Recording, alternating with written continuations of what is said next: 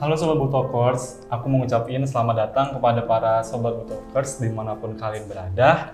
Nah, jadi di kesempatan kali ini saya Lucky Surbakti akan memandu jalannya acara Buwono Talks pada kali ini.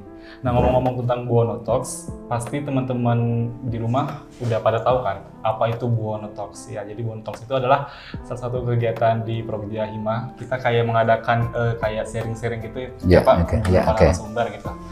Nah, jadi pada Buwono Talks kali ini kita punya suatu pembahasan yang sangat menarik nih Pak. Ya, oke, silakan. Pembahasannya itu mengenai dalam bidang eksplorasi hidrokarbon. Nah, jadi teman-teman Boottalkers udah bisa nebak nggak apa yang akan dibahas mengenai bidang eksplorasi hidrokarbon itu? Daripada berlama-lama, aku langsung spill aja nih. Jadi pembahasan kita pada siang hari ini di video Boottalkers pada hari ini yaitu mengenai eksplorasi hidrokarbon tentang CCS atau Carbon Capture Storage. Jadi ya pembahasannya bakal menarik banget, apalagi pada siang hari ini kita juga berkesempatan menanya-nanya sedikit tentang CCS tadi kepada Bapak Prof. Sarkowi. Ya, oke, silakan. Jadi langsung aja ya Pak, tanpa berlama-lama kita bincang-bincang dikit lah mengenai CCS tadi gitu.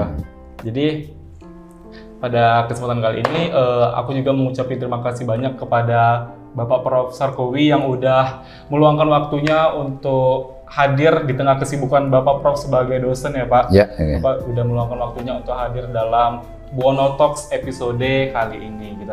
Jadi apa kabar Pak? Ya, alhamdulillah sehat-sehat. Sehat ya Pak. Jadi untuk kesibukan Bapak akhir-akhir ini apa gitu Pak? Saya kesibukan ya pertama tentunya ngajar ya, itu ya tugas pokok. Kemudian yang kedua ya penelitian, baik terutama penelitian yang berhubungan dengan eksplorasi minyak, kemudian penelitian yang berhubungan dengan panas bumi, baik itu untuk eksplorasinya ataupun monitoring di eksploitasinya. Jadi lebih banyak di situ ya. Ternyata sekali ya Pak. Ya, ternyata selain menjadi dosen, Bapak tuh punya banyak sekali kegiatan ya, sangat bermanfaat ya Pak tentunya ya, di dalam bidang kegeofisikaan. Ya, Oke, jadi gini Pak, di sini kan tadi udah kayak yang saya jelaskan tadi, kita kan bakal ngulik-ngulik sedikit nih mengenai CCS tadi, ya. Oke. Pasti teman-teman yang nonton kan juga pada belum tahu nih kan CCS itu apa gitu, itu ya. Jadi daripada penasaran aja, aku mau nanya-nanya sedikit nih Pak. Jadi sebelum kita melanjutkan pembahasan tentang CCS tadi, jadi kita ada nggak beberapa sih sebenarnya, ada satu video yang bakal kita tonton sebelumnya. Jadi selamat menyaksikan.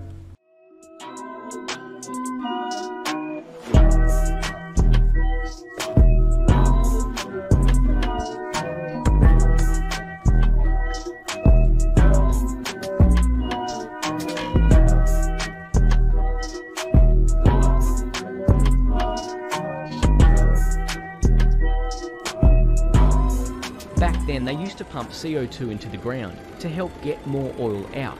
That idea has now morphed into what we know as carbon storage. These are a few of the many ways in which oil is now recovered that would otherwise have been lost forever.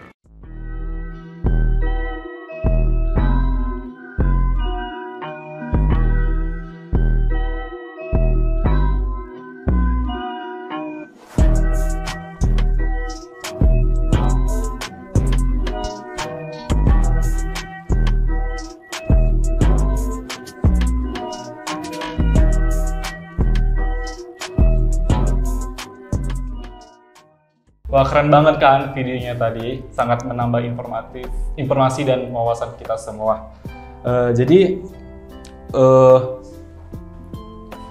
aku mau nanya nih Pak, untuk pertanyaan pertama tentang CCS ini. Jadi menurut Bapak, apa sih manfaat utama dari penerapan CCS itu dalam industri, khususnya dalam eksplorasi hidrokarbon? Oke, jadi gini, kita sebelum lanjut ke situ kita harus tahu dulu terminologi dari CCS itu. Jadi apa yang dimaksud dengan teknologi CCS ini? Nah, kita sempat CCS ini sempat viral pada saat ini debat wakil presiden ya, calon wakil presiden, di mana salah satu kandidat menanyakan masalah CCS. Banyak yang belum tahu CCS itu apa. Nah, jadi kalau kita kepanjangannya kan carbon capture storage. Nah, berarti apa? Di situ adalah salah satu teknologi bagaimana menyimpan CO2 yang ada di udara. Nah, CO2 itu dari mana dia? Berarti CO2 itu dari industri-industri kan? Baik itu industri misalkan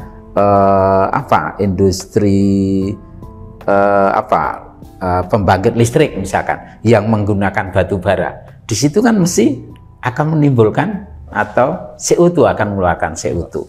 Ya, industri-industri manufaktur, pokoknya yang di situ ada pembakaran mesti akan memunculkan CO2. Nah, carbon capture storage itu adalah dia tujuannya apa? Untuk mengurangi pencemaran CO2 itu. Caranya gimana? Jadi CO2 yang keluar dari industri itu dikumpulkan. Kemudian setelah itu disimpan. Nah, nyimpannya gimana? Ya kan? Nah, kalau kita simpan pakai tangki kan butuh tangki yang sangat banyak sekali. Nah, sehingga apa? Salah satu yang mungkin itu adalah CO2-nya itu disimpan di bawah tanah. Nah, itu.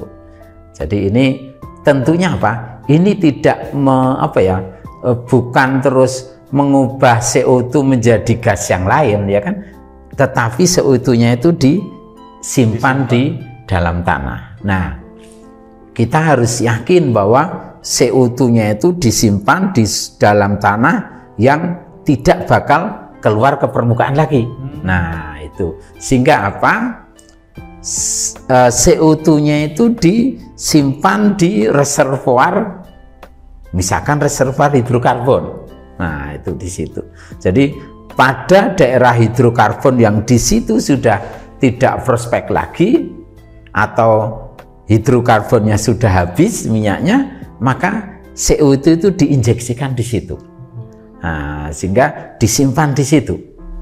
Nah, tentunya karena di situ reservoir hidrokarbon itu kan sudah dilakukan penelitian sebelumnya bagaimana reservoir hidrokarbon itu. Nah, jadi sifat fisiknya sudah diketahui. Nah, daya tampung dia berapa sudah diketahui, sehingga itu bisa digunakan untuk menyimpan CO2. Kedalamannya berapa? Ya kedalamannya mesti sama dengan sumur-sumur di situ. Reservoir minyak kan mungkin ya kedalamannya sampai 1000 meter mungkin, bahkan ada yang 2000 meter kan gitu ya. Nah, kalau sehingga apa? Dengan sumber yang tempat penyimpanan yang dalam, kemungkinan untuk keluar CO2 dari permukaan tanah itu bisa kecil, relatif kecil. Nah, ya kan? Nah, sekarang kalau cuma untuk menyimpan saja, ya itu kan mungkin kalau kita harus dipertimbangkan juga kan, karena biaya untuk ngebor kan juga butuh cukup banyak, cukup besar, sehingga dalam CCS ini sumur yang digunakan itu adalah sumur-sumur yang sudah ada, ya kan? Jadi sudah ada di situ, jadi nggak perlu melakukan pengeboran lagi. Nah, cuman harus dipastikan bahwa CO2 itu tidak boleh keluar dari reservoir itu, jadi dia tetap ada di situ sehingga nggak keluar. Nah, ini harus dipantau juga kan, supaya nggak keluar itu harus dipantau. Nah, itu.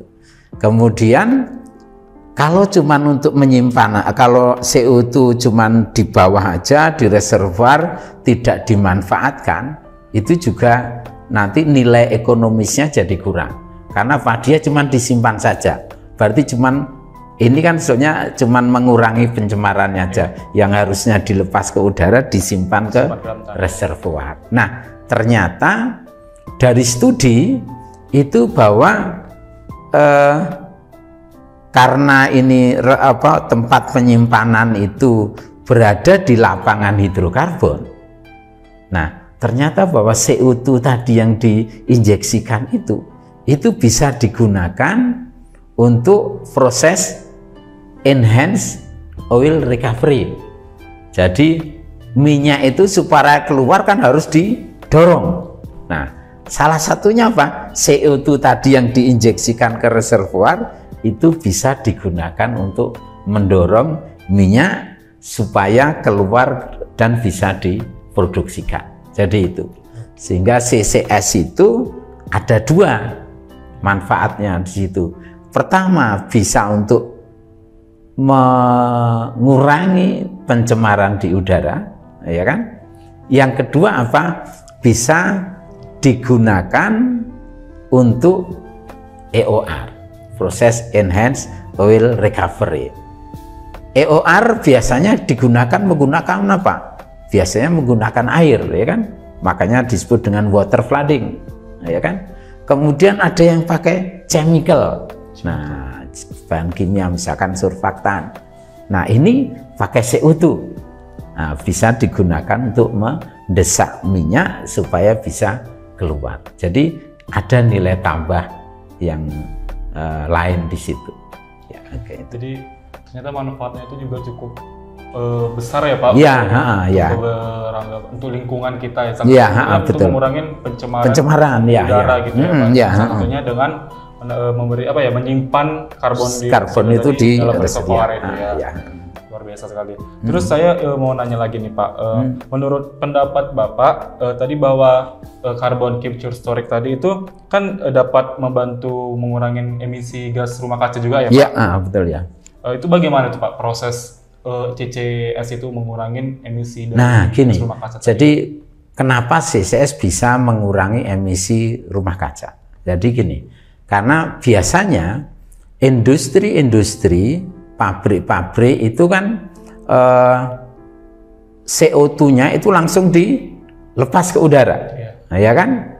Nah, kalau ini kan CO2-nya itu disimpan, disimpan ke ya tahap awal mesti dia disimpan di tangki-tangki. Baru dari tangki itu, jadi CO2-nya tadi dimasukkan ke tangki. Nah, kemudian dari tangki itu nanti akan dibawa ke sumur untuk diinjeksikan. Sehingga apa? CO2-nya kan jadi nggak ke udara. Jadi tidak dilepas ke udara, sehingga apa? Berarti di situ akan mengurangi emisi rumah kaca. Nah, kemudian tadi kan dimasukkan ke sumur. Nah, memang tidak sumber-sumber pencemaran CO2, sumber-sumber CO2 itu kan tidak semuanya dekat dengan lapangan minyak, ya kan? Padahal yang paling murah itu untuk CCS itu kan menggunakan sumur di lapangan minyak yang sumurnya itu sudah tidak aktif lagi, kan, tidak berproduksi lagi. Nah, misalkan kita ambil contoh bahwa di Indonesia itu kan ada pilot, mulai ada pilot project CCS itu di daerah Jawa Tengah. Nah, di daerah Gundi kalau nggak gitu. Nah, sumbernya dari mana? Jadi dia itu pilot project CCS di lapangan Gundi itu nanti CO2-nya itu dari misalkan dari pembangkit listrik tenaga batubara. Misalkan ada di Rembang. Di Rembang kan ada PLT, pembangkit listrik tenaga gas batubara di situ. Nah, nanti CO2 hasil pembakaran itu ditampung di dalam tangki. Nah, kemudian dengan menggunakan truk nanti dibawa ke lapangan Guni untuk diinjeksikan. Kemudian industri yang besar misalkan di Semarang, kan banyak industri-industri yang itu. Jadi dari situ nanti juga CO2-nya itu tidak dilepas di udara, tetapi disimpan ke dalam tangki, kemudian nanti dibawa ditransfer dengan truk ke lapangan Gundi tadi untuk diinjeksikan di situ. Sehingga di sini bahwa diharapkan nanti industri-industri yang menghasilkan CO2 itu nanti CO2-nya disimpan. Untuk sementara disimpan ke tangki. satu tangki penuh nanti dibawa ke lapangan pilot project tadi di lapangan Guni untuk diinjeksikan di situ. Nah, seperti itu. Kira-kira penyimpanan karbon itu di dalam tangki itu membutuhkan waktu berapa lama tuh Pak biasa? Nah, itu kan tergantung ini. Yang penting kalau udah penuh langsung bawa ke lapangan ya. Penuh dulu baru. Iya, kan nanti penuhnya itu kan nanti ya tergantung kapasitas tangkinya kan. Tangkinya kapasitasnya berapa kubik di situ. Iya.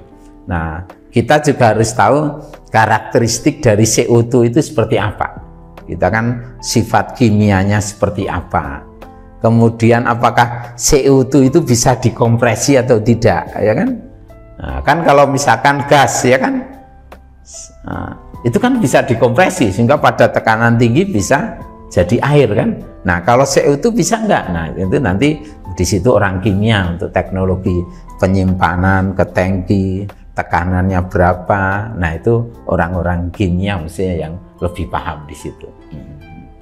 Nah, tadi kan udah Bapak ngejelasin kayak manfaat dari CCS tadi itu apa dan pengertian CCS itu tadi apa. Yeah. Jadi kalau aku mau nanya Pak, dari aspek ekonomi gitu Pak. Jadi keuntungan dalam penggunaan carbon capture storage itu dari segi ekonomi itu apa tuh Pak? Nah, jadi gini, ada dua keuntungannya. Jadi yang pertama kan kalau ada namanya kalau di dulu ya kalau nggak dulu ada yang disebut dengan carbon trade, jadi perdagangan karbon. Jadi negara atau perusahaan yang bisa mengurangi emisi CO2 itu akan mendapatkan ini kayak ini ya kita menjual karbon itu. Oh, saya itu bisa mengurangi pencemaran CO2 sekian ribu ton misalkan. Nah, nanti akan dibayar. Harusnya dia mencemari, tidak mencemari. Nah, makanya itu disebut dengan carbon trade tadi. Jadi dia ada perdagangan karbon itu, sehingga dari segi pengurangan emisi CO2 itu nanti akan mendapatkan nilai keekonomian di situ. Nah, per ton berapa? Nah, itu juga ini masih debatable. Nah, itu. Kemudian nilai keekonomian yang kedua, kalau CO2 itu yang diinjeksikan di reservoir juga digunakan untuk proses EOR, Enhanced Oil Recovery. Nah, itu kan akan bernilai ekonomi. Karena apa? Dengan EOR nanti produksi minyak akan meningkat harapannya. Jadi di situ jadi ada dua, dari nilai carbon trade tadi bisa mengurangi pencemaran CO2. Yang kedua apa? CO2 dimanfaatkan untuk EOR dalam rangka meningkatkan produksi minyak itu. Jadi ada dua keuntungan itu. Aspek ekonomi. Berarti untuk sekarang ini perusahaan-perusahaan yang mengeksploitasi hidrokarbon itu udah hampir menerapkan CCS itu ya Pak? Ya, nanti tentunya ini masih nunggu pilot project ya. Jadi nanti pilot project berhasil, baru nanti mesti akan diterapkan untuk untuk skala ini ya yang di lapangan. Berarti untuk sekarang ini di Indonesia itu belum diterapkan ya Pak? Masih pilot project di lapangan Gundi, ya.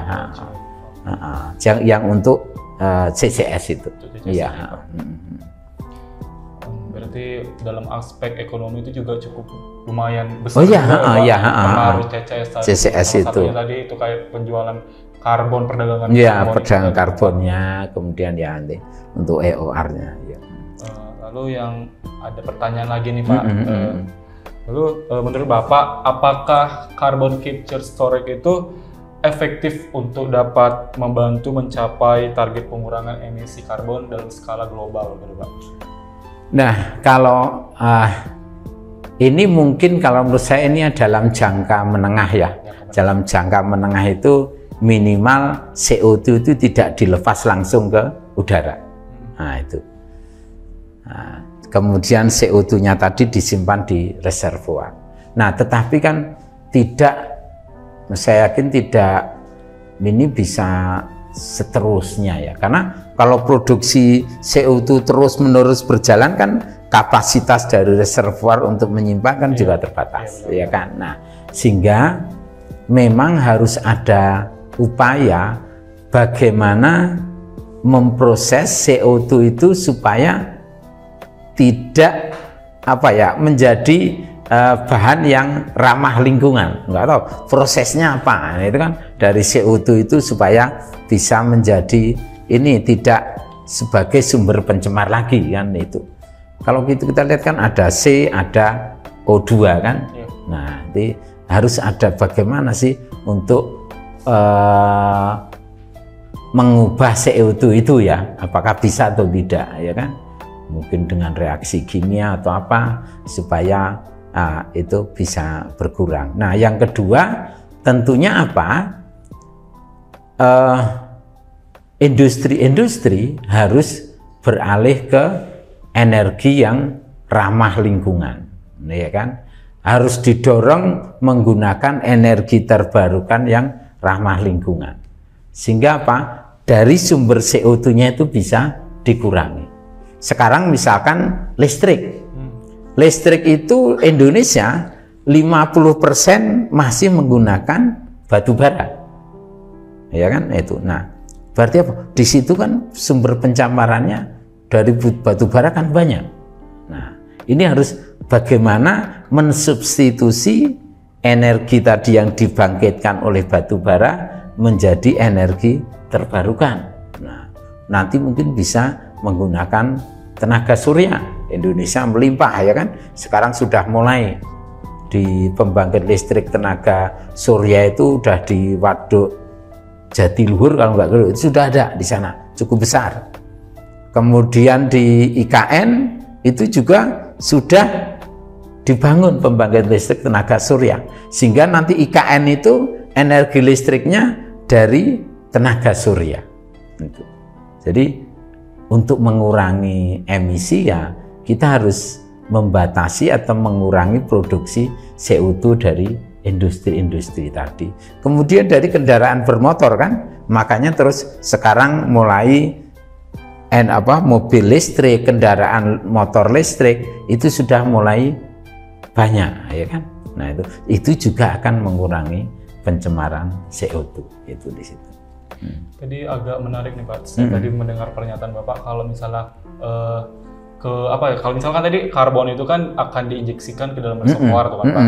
Kalau misalnya nih dalam penginjeksian itu kan kita juga harus melihat ketercukupan reservoir itu kan Pak. Jadi kalau misalnya cara terus-menerus nih ya, terus-menerus penuh nanti ya kan. Itu takutnya bisa nanti penuh gitu. Iya.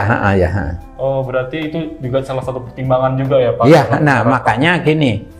Dalam menginjeksikan CCS, CO2 ke reservoir itu juga harus dipantau. Nah, harus dipantau. Ini CO2-nya itu bergerak kemana dia? Misalkan reservoirnya seperti ini, ruangan ini. Nah, CO2-nya itu bergerak kemana? Apa ke kanan, ke kiri, ya kan? Atau ke utara, ke selatan, itu harus dipantau. Nah, sehingga disinilah nanti peran seorang geofisis di samping yang pertama untuk mengkarakterisasi reservoirnya yang akan digunakan untuk tempat penampungan CO2, juga bagaimana memantau pergerakan dari CO2 itu harus dipantau. Harus dipantau. Iya. Nah, jadi meskipun tidak digunakan, apalagi nanti kalau akan digunakan untuk enhanced oil recovery, harus dipastikan bahwa CO2 itu memang betul-betul mendorong minyak menuju ke sumber produksi. Nah, itu harus dipastikan gitu. Sehingga di situ bahwa yang CO2 itu harus dipantau. Berarti harus ada pemantauan ya Pak. Ada pemantauan, ya. Lalu ini ada pertanyaan lagi nih Pak. Terus bagaimana sih prospek masa depan dari penerapan carbon capture storage itu dalam industri eksploitasi hidrokarbon Pak? Ya, kalau menurut saya ini ke depan mestinya ini tinggal regulasi pemerintah. Jadi karena apa? kalau namanya proses EOR itu kan butuh ketersediaan bahan yang diinjeksikan tadi, ya kan? CO2 yang diinjeksikan harus memang ada dan kontinu terus, ya kan? Nah, karena mau diinjeksikan kan nanti kalau berhenti nanti EOR-nya berhenti juga, ya itu kan? Nah, nantinya mestinya kalau itu, dan kalau misalkan di pilot project itu bahwa CO2 itu bisa mendorong minyak lebih efektif dibandingkan air, dibandingkan dengan surfaktan, nah itu nanti mesti akan berusaha pada eksploitasi hidrokarbon itu juga mungkin akan lebih menjanjikan juga kalau misalkan hasil dari pilot project CO2 itu bisa digunakan untuk EOR lebih efektif dibandingkan dengan air misalkan atau dengan surfaktan. Nah itu kan tentunya kalau itu bisa dari pilot project menunjukkan itu, nanti mesti akan banyak perusahaan minyak dalam rangka eksploitasi menggunakan ini CCS ini. Karena apa? Dia akan dapat dua tadi, dari carbon trade tadi mengurangi emisi, pertama akan dapat duit dari situ, yang kedua dari EOR-nya tadi. Iya. Berarti dalam range 1 sampai 10 itu berapa Bapak cukup menjanjikannya itu untuk tergantung dari ini ya, tergantung dari hasil pilot projectnya itu ya. Kalau pilot projectnya bagus mesti akan ini. Kalau sekarang mungkin dari segi CCS sendiri itu kalau 1 sampai 10 9 itu bisa dilakukan. Berarti cukup menjanjikan dilakukan. Terutama ini tadi komitmen untuk mengurangi emisi. Nah, kemudian nanti apakah nanti perusahaan-perusahaan oil mau menggunakan itu? Tergantung dari efektivitas. Apakah CCS ini yang CO2-nya itu bisa mendesak minyak, ya mendorong minyak untuk keluar ke daerah sumur produksi itu lebih efektif. Kalau itu berhasil, tentunya nanti akan banyak menggunakan itu. Karena selama ini misalkan pakai air, ya air kan diambil dari mana kan gitu. Kalau pakai surfaktan, bahan kimianya juga mahal kan gitu. Sangat menjanjikan ya Pak. Iya. Mas Arkowi bilang 9 sampai 10. Tapi untuk yang CCS-nya. Nah, kalau untuk CCS untuk mendukung EOR harus didukung oleh hasil dari pilot project. Pilot project-nya gimana?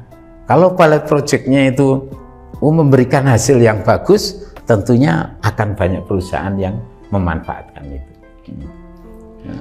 Lalu ada nggak Pak dampak yang ditimbulkan dari penggunaan carbon capture storage itu dalam eksploitasi hidrokarbon, seperti kayak untuk dia berefek ke lingkungan lokal kayak air atau tanah atau udara, itu ada nggak dampak tersendirinya gitu Pak? Dampaknya ini karena kita CO2 itu kan kita injeksikan di dalam kedalaman 1000 meter, sehingga ya ini tadi harus dipantau supaya CO2-nya itu tidak keluar, ya kan?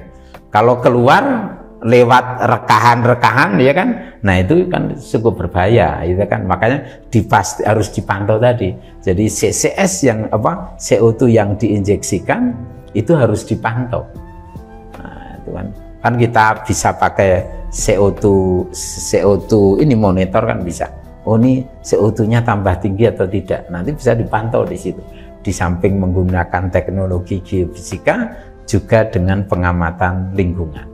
Kalau ada CO2-nya naik, apakah ini sumbernya dari industri atau dari tempat penyimpanan, itu kan bisa di tracer di situ. Iya. Kalau untuk ini Pak, kalau itu untuk lingkungan kayak air gitu, ada nggak dampaknya Pak CCS itu? Nah,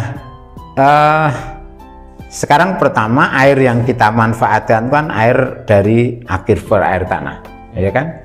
Aquifer air tanah itu kan kedalamannya berapa? Paling 100 meter, ya kan? Sedangkan CO2 itu diinjeksikan ke kedalaman berapa? 1000 meter. Nah, sehingga itu kan pengaruhnya nggak ada. Nah, ya kan gitu. Lalu apakah ada Pak batasan geografis dalam penerapan CCS tadi dalam industri eksploitasi hidrokarbon? Ataukah teknologi CCS ini itu dapat digunakan di berbagai wilayah dengan kondisi geologi yang berbeda, Pak? Kalau menurut saya itu bisa dipakai di tempat manapun ya. Yang penting kita misalkan kalau mau disimpan di reservoir ya, yang penting di daerah situ ada lapisan yang yang mempunyai sifat-sifat seperti reservoir kan, dari porositasnya ya kan di situ. Kemudian di situ harus ada caprocknya juga untuk menjamin supaya CO2-nya itu tidak keluar. Nah itu kan kalau ada caprocknya kan aman di situ. Nah itu di situ. Sehingga apa? Identifikasi reservoir, karakterisasi reservoir yang akan digunakan untuk menyimpan CO2 itu harus dilakukan secara detail juga. Ya. Tetapi kan kalau di lapangan hidrokarbon itu sudah dilakukan. Nah, ya kan di situ. Di reservoir hidrokarbon sudah tahu di situ porositasnya berapa, permeability-nya berapa, itu sudah diketahui. Kalau di situ ada patahan dari penelitian sebelumnya mestinya sudah ada di situ. Lalu menurut informasi yang Bapak ketahui ya Pak, menurut Bapak bagaimana sih Pak regulasi dan juga kebijakan pemerintah dalam mendukung pengembangan ke carbon capture storage tadi gitu Pak, dalam industri eksploitasi hidrokarbon? Ya, kalau ini kan sebetulnya seperti pilot project yang di daerah Jawa Tengah, Gundi sana itu kan ini memang dilakukan kerjasama antara ini ya kan pemerintah Indonesia sendiri, kemudian dalam hal ini ESDM ya dengan Jepang, pemerintah Jepang. Nah itu ya. Nah, saya yakin karena seluruh dunia CS ini merupakan langkah yang relatif cepat ya, bisa digunakan untuk mengurangi emisi CO2, ya mau nggak mau ya pemerintah sudah akan mendukung itu. Nah kalau kita lihat regulasi pemerintah sangat mendukung di situ, di mana Kementerian ESDM itu menjadi leader untuk melakukan pilot project itu. Nah kemudian kalau ditanya, dari kementerian terutama yang berhubungan dengan CO2 untuk emisi, untuk pencemaran kan mesti dari Kementerian Lingkungan Hidup kan, itu juga mesti 100% mesti mendukung kan di situ. Tetapi di sini memang harus ada pilot project dulu yang bisa berjalan ya kan dengan baik, baru nanti pemerintah membuat regulasi lebih lanjut dalam teknologi CCS ini. Ya. Oke, Pak. Tadi Bapak beberapa kali mention mengenai pilot project. Yeah. Mungkin aja para Butolkers ini kan belum tahu tuh, Pak. Yeah. Pilot project dalam CCS itu sebenarnya apa? Boleh nggak Pak Bapak jelaskan sedikit apa sih itu pilot project? Jadi pilot project itu kan jadi kita pengen mencoba di lapangan untuk menerapkan CCS itu. Nah, pilot project dilakukan di lapangan Gundi di Jawa Tengah. Di situ memanfaatkan lapangan minyak yang sudah ada di situ, sumurnya juga sudah ada. Kemudian nanti dari sumur itu akan diinjeksikan CO2. Nah, CO2-nya dari mana? CO2-nya tadi dari misalkan dari Rembang yang di sana ada pembangkit listrik tenaga batubara, ya kan? Kemudian di sana di daerah Gresik itu juga ada kilang, ya kan? Kilang minyak juga mesti menghasilkan CO2. Nah, kemudian di Semarang sebagai daerah industri. Nah, kemudian nanti kalau Semarang ke arah di daerah Batang itu juga ada pembangkit listrik tenaga batubara. Nah, itu nanti CO2 itu akan ditampung di dalam tangki untuk dikirim ke lapangan Gundi tadi. Jadi itu sebagai salah satu studi test case di lapangan untuk penyimpanan CO2 itu. Nah, berarti itu masih dalam tahap uji coba tadi ya Pak? Ya, uji coba tapi langsung di lapangan ya kan. Kalau suatu teknologi itu kan mesti akan dikaji secara teoretiknya dulu. Pak. Kemudian nanti di laboratorium, baru nanti dilakukan simulasi, baru nanti diimplementasikan secara terbatas di lapangan. Kalau sudah proven baru nanti di ini. Harapannya industri-industri yang lain juga memanfaatkan teknologi itu, ya gitu.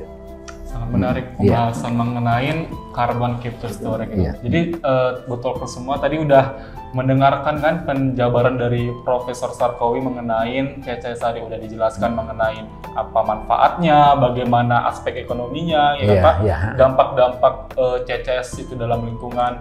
Jadi untuk Butolkers, jadi CCS itu sebenarnya adalah teknologi penangkapan dan penyimpanan karbon dioksida seperti yang udah dibilang Pak Sarkowi tadi, yang dapat digunakan dalam industri eksploitasi hidrokarbon. Jadi CCS ini tuh membantu mengurangi emisi gas rumah kaca dan menjaga keberlanjutan industri tersebut. Meski masih ada banyak sekali tantangan seperti masalah teknis dan ekonomi, lalu ada CCS itu juga memiliki potensial ya untuk mengurangi dampak lingkungan dan memperpanjang masa hidup pada minyak dan gas yang ada. Wah, nggak nyangka ya Butolkers teman-teman semua, kita udah ada di penghujung acara Bono Talks pada hari ini, pada episode kali ini. Jadi tapi para sobat Butolkers semua yang menonton video ini jangan sedih karena nanti kita juga bakalan mengadakan beberapa Butolkers lagi dengan topik yang nggak kalah serunya dari CCS ini gitu Pak. Jadi saya selaku MC nih ya Pak di dalam ini mengucapkan terima kasih banyak, terima kasih sebesar-besarnya gitu Pak kepada Bapak Profesor Sarkowi yang udah mau menjelaskan mengenai CCS ini kepada teman-teman Butolkers semua. Semoga ilmu yang dijelaskan dari Bapak Profesor Sarkowi ini dapat bermanfaat bagi orang banyak, bagi yang menonton Bono Talks pada episode kali ini. Jadi saya sebagai perwakilan panitia dari Himotegi Buana yang mengadakan program kerja Bono Talks ini juga mengucapkan terima kasih sebesar-besarnya Pak. Sama-sama. Profesor Sarkowi. Harapannya untuk Bapak nanti segala kegiatan, segala pekerjaan yang Bapak akan lakukan di masa mendatang dapat dipermudah nanti. Untuk bisa memberikan manfaat juga bagi banyak orang ya Pak. Dan juga kepada sobat Butolkers yang udah setia menonton video ini dari awal hingga akhir, saya juga mengucapkan terima kasih. Saya mewakilin panitia, mohon maaf apabila dalam penyampaian saya sebagai MC ada terdapat beberapa salah-salah kata atau salah-salah perbuatan, saya mohon maaf. Saya akhirin Bono Talks pada episode kali ini. Selamat sore. Sore, yuk, hari.